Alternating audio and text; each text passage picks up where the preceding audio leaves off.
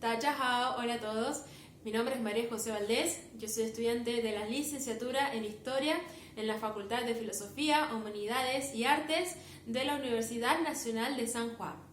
En esta oportunidad le traigo al tercer Congreso Latinoamericano de Estudios Chinos mi ponencia que se llama Las comunidades chinas de ultramar en Buenos Aires, un breve recorrido a su historia y su influencia sociocultural en el paisaje. Les cuento que esta ponencia es el resultado de un proceso de investigación que llevé adelante en la Cátedra Paisaje y Sociedad en América Latina con la profesora Patricia Sánchez. En ella estuvimos investigando cómo las inmigraciones chinas y taiwanesas, las comunidades migratorias chinas y taiwanesas, influyeron socioculturalmente en el paisaje. Y hemos tomado a la provincia de Buenos Aires como el lugar donde se asentó prácticamente en su mayoría esta comunidad. Para comenzar, es importante ir teniendo en cuenta algunos conceptos claves que nos van a ayudar a entender el desarrollo de esta investigación, de esta ponencia. Una de ellas es justamente la noción de paisaje. ¿Qué entendemos como paisaje?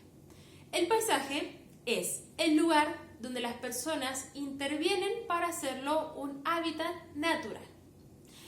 Es esencialmente el paisaje un constructo social. Tiene muchos componentes, pero no podemos hablar de paisaje si no tenemos en cuenta la necesaria intervención del hombre en él. El paisaje también es clave para ir entendiendo el territorio de manera integral. Las diferentes sociedades han ido transformando el paisaje a lo largo de su historia, de su tiempo. Entonces podemos afirmar que en el paisaje se nuclean todo lo que son o se articulan procesos socioculturales, económicos, políticos. Es decir, las personas están interactuando de manera integral y permanente con su paisaje. Por ejemplo, en la provincia de San Juan contamos con diques. Los diques podrían ser considerados como una intervención del hombre en el paisaje que lo hace para poder sobrevivir. En este caso, San Juan depende 100% de los diques. Y si no tenemos agua en los diques, se complica bastante la situación. Es decir, un ejemplo, porque yo soy de San Juan, en el caso de San Juan, los diques son claves para entender cómo la sociedad sanjuanina ha ido adaptando el medio a sus necesidades. Y ya dicha la noción del paisaje, y para ir entendiendo la investigación, vamos a empezar a hablar de estas comunidades migrantes chinas y taiwanesas en Argentina. Para ello tomé a dos autores. Una de ellas es Luciana De Nardi, que me pareció muy valioso su aporte porque ella es antropóloga social, entonces ella trabaja mucho sobre las comunidades inmigrantes chinas y taiwanesas en Buenos Aires, en Argentina. Así que ella es una autora articuladora troncal para llevar a cabo esta investigación, esta ponencia. Y otro es Alan Chen con su libro La historia de la inmigración china y taiwanesa, de la cual fue la primera obra que yo pude conseguir para empezar a hablar de una historia de la inmigración china y taiwanesa en Argentina. Cuando hacemos referencia a estas comunidades de ultramar, o su equivalente en inglés, Overseas Chineses, hacemos alusión a una noción de continuidad y extensión de la nación china, más allá de sus fronteras naturales.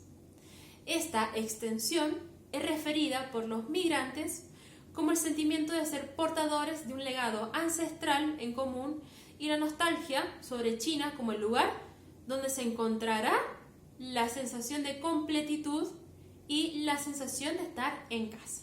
Es decir, los inmigrantes chinos y taiwaneses, cuando llegan a nuestro país, ellos hacen extensiva su cultura milenaria, su legado ancestral. Todo esto lo tomé de los autores de Nardi y ella cita a Barabantseva. Y para hablar del recorrido histórico de estos flujos migratorios, es importante ir también rescatando las representaciones en torno a la figura de los migrantes chinos y taiwaneses. ¿Por qué? La categoría chino o china nos alude a muchos sentidos. Por una parte, se hace referencia a la persona que proviene de una zona donde se reconoce la jurisdicción de la República Popular China. Es decir, hacemos referencia a chinos o chinas continentales o chinos de la República Popular China. Y también se identifican como chinos aquellos migrantes y descendientes que, aunque provengan de zonas donde no se reconoce la jurisdicción de la República Popular China, se llaman así porque comparten prácticas comunes con estos chinos continentales. Y en este caso, en esta categoría, podemos incluir a los inmigrantes de la isla de Taiwán. Como ustedes sabrán, la isla de Taiwán es un territorio en disputa por el Comité Central del Partido Comunista de China. Alan Chen, en su obra Historia de la Inmigración China en Argentina, aborda esta temática desde su propia mirada y también tomando en cuenta algunas historias de chinos que están en Argentina. Él dice que los primeros chinos inmigraron a la Argentina a principios del siglo XX. Provenían de la provincia de Guangdong y de la región autónoma de Guangxi e ingresaron por el sur de Bolivia, asentándose en la provincia septentrional de Salta. De acuerdo al autor, va a ser a partir del año 1930 que van a empezar a asentarse en toda la Argentina. Él dice que los chinos continentales veían a la Argentina como un trampolín, dice él, para emigrar a Japón, Estados Unidos o a Canadá, mientras que muchos de los taiwaneses lo hacían para huir de la represión política del momento. Luciana Denardi, en su artículo Ser chino en Buenos Aires, Historia, Moralidades y Cambios en la diáspora china en Argentina, ella aborda el concepto de diáspora china relacionándolo con esto de las comunidades de ultramar. Denardi afirma que, y cita a Trejo Sichiang, distintos flujos migratorios se han ido dando en nuestro país y distingue 4 periodos. La primera corriente de inmigrantes chinos a la Argentina comienza durante la guerra entre China y Japón en el año 1894 hasta 1949, cuando finaliza la guerra civil. En este periodo, la inmigración no es importante en números, sino que se trata de hombres solos que llegaban con poco dinero y que lo hacían desde zonas provenientes de la costa de la China continental o de países como Perú y Chile. Un segundo periodo de inmigración se abre desde el año 1949, que si bien aumenta el flujo de inmigrantes chinos, el número es más bien bajo. Son 100 las familias que empiezan a llegar a nuestro país. Un tercer periodo comienza en los años 70, en el que la llegada de chinos, en su mayoría, ellos escapaban del régimen comunista. Estamos hablando de un momento en el que China empieza a abrirse hacia el mundo con Deng Xiaoping. Ya en los años 80, el país va a recibir a numerosas familias taiwanesas. Entre las razones por las cuales ellos empiezan a emigrar, en un principio se establece el miedo o la guerra, el miedo a la guerra también, o la expansión de China sobre la isla de Taiwán, la búsqueda de una mejor calidad de vida, la ruptura con la tradición, o por razones políticas, ya sea el temor a que se desate una guerra con la República Popular China. Tengamos en cuenta también que estos inmigrantes, cuando hablamos de que ellos empiezan a romper con la tradición, es que muchos no querían, porque en China el hombre tradicionalmente se concebía de que el hombre, cuando sus hermanas o mujeres de la familia quedaban solteras o viudas o separadas, él tenía que hacerse cargo de la familia. Entonces, eso es una de las cosas por la que se empieza a como cuestionar y en la que ellos empiezan a decir, no, yo prefiero una mejor calidad de vida, y se rumoreaba en estas comunidades que Argentina era un lugar apto o que estaba muy bueno para poder llevar adelante un cambio de vida o llevar adelante una vida con mejores condiciones económicas principalmente. A mediados de la década de los 90, la cantidad de taiwaneses asciende a 25.000 personas, de las cuales 23.000 vivían en Buenos Aires y alrededores. Y en esta misma década, en los 90, se da un importante flujo migratorio desde la República Popular China. Mayoritariamente, como mencioné antes, llegaban sin capital. lo consideraban Argentina como un país seguro, y también en Argentina en este momento estamos hablando de la época menemista, era un lugar también apto para desenvolverse económicamente. Y finalmente podríamos mencionar una cuarta ola migratoria que va desde el año 2001. La inmigración de China hacia la Argentina ha variado en relación a las crisis y recuperaciones económicas en nuestro país. Al comienzo de la década, la población china ascendía entre 30 y 50.000 habitantes. Y con respecto a la crisis económica del año 2001, Denadi afirma que la cantidad descendió a 20.000 y desde 2004 se incrementa nuevamente, en el momento en el que comienza a haber una recuperación económica con el gobierno del expresidente Néstor Kirchner. Según un informante perteneciente a la comunidad en el trabajo de Denardi, los taiwaneses hacen el proceso contrario a los chinos. Luego de la crisis del 2001, los primeros emprenden un viaje hacia los Estados Unidos o se devuelven a Taiwán.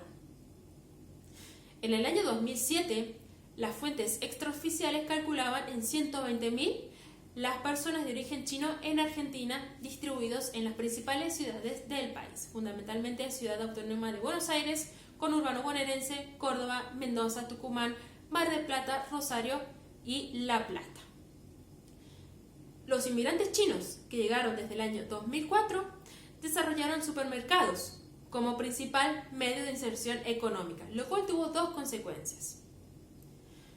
Por un lado, generó una dispersión urbana de la comunidad, ya que la mayoría no vive en lo que se conoce ahora como el barrio chino, y su participación en las asociaciones es relativamente menor que la de los taiwaneses, debido a, se dice, las largas jornadas laborales.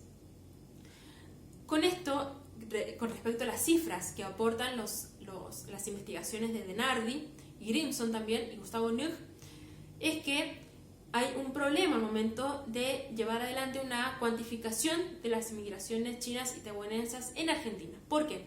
Por un lado, porque los taiwaneses no se consideran chinos de la República Popular China o de la China continental, y por un lado, a veces los inmigrantes no dicen de dónde son. Entonces, las fuentes en los censos oficiales suelen tener muchas problemáticas por esto mismo, que no hay una cifra exacta que nos diga cuántos inmigrantes chinos y taiwaneses hay en la Argentina. Por esto mismo, por las tensiones políticas que siguen habiendo entre las comunidades chinas y taiwanesas, y porque no todos dicen de dónde son o no responden a los censistas. Con respecto a estas asociaciones que las mencioné, donde van a empezar a nuclearse estos inmigrantes chinos y taiwaneses, una de ellas es, que la rescaté como importante, la Asociación Cultural Chino-Argentina, una asociación llevada adelante por las hermanas Carola y Anna Kuo. Ellas son chinas que se dieron cuenta que tenían, ancestros, dicen ellas, de origen taiwanés. Ellas llevan adelante una extensa labor en la enseñanza del idioma chino, y ellas comparten esto que mencionaba al comienzo, de sentirse orgullosas de portar la herencia o la riqueza cultural o milenaria china. Y otra institución es justamente el Instituto Confucio, en este caso de la Universidad de Buenos Aires, como un referente clave en la enseñanza del idioma chino en toda la Argentina, y también de llevar adelante actividades culturales que le permitan a los argentinos acceder a todo el conocimiento de la cultura china. Y en este caso, como ejemplo clave de la intervención de las inmigraciones chinas y taiwanesas en Argentina, consideré el barrio chino como un ejemplo que nos da a entender que las comunidades, cuando se sientan en el barrio de Belgrano, traen todas sus culturas, sus productos, sus costumbres. El barrio chino ahora es clave para entender estas comunidades, su desenvolvimiento.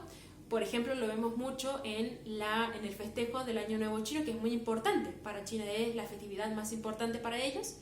Entonces, el barrio chino, de acuerdo a mi aporte, es un ejemplo clave de la intervención sociocultural de los chinos en el paisaje.